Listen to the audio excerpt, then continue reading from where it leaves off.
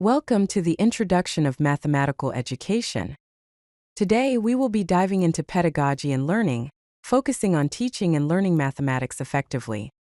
This session aims at understanding how we teach and learn mathematics for maximum impact, enhancing both the teaching methodologies and learning outcomes. What exactly is mathematical education? It is an interdisciplinary field that combines mathematics content knowledge with pedagogical expertise to create effective teaching and learning experiences.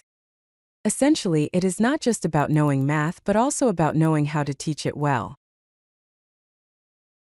Mathematical education has two core components. The first is pedagogy. This involves how to teach mathematics effectively, using research-based methods that are proven to enhance learning. The second key component is content knowledge. This is the deep understanding of mathematical concepts and the connections between them. Both pedagogy and content knowledge are essential for effective mathematical education. There are several key pedagogical approaches in mathematical education.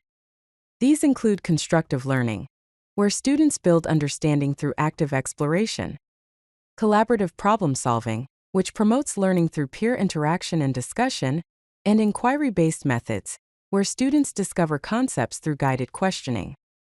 Each of these approaches helps to create a more engaging and effective learning environment. Several learning theories underpin mathematical education.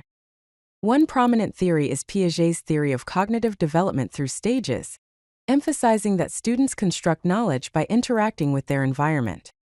Another is Vygotsky's theory of social constructivism, which posits that learning occurs through social interaction and cultural context. Understanding these theories helps educators tailor their teaching methods to suit how students learn best. To effectively teach mathematics, several strategies can be employed. These include using visual representations such as graphs, diagrams, and manipulatives to make abstract concepts concrete; connecting mathematical concepts to everyday experiences and applications; and balancing practice by combining procedural fluency with conceptual understanding. These strategies help students grasp mathematical concepts more effectively. Assessment and feedback are crucial components of mathematical education.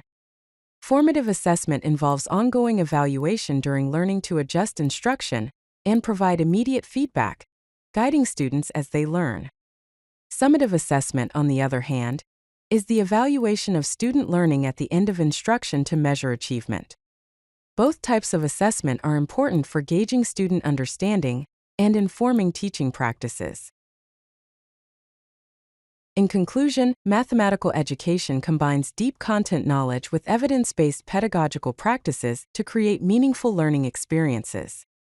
Effective math teaching requires understanding both what to teach and how students learn best, ensuring that educators are well equipped to foster a comprehensive and engaging learning environment.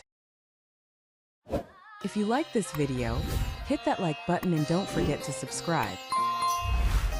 Visit CodeLucky.com for more such useful content.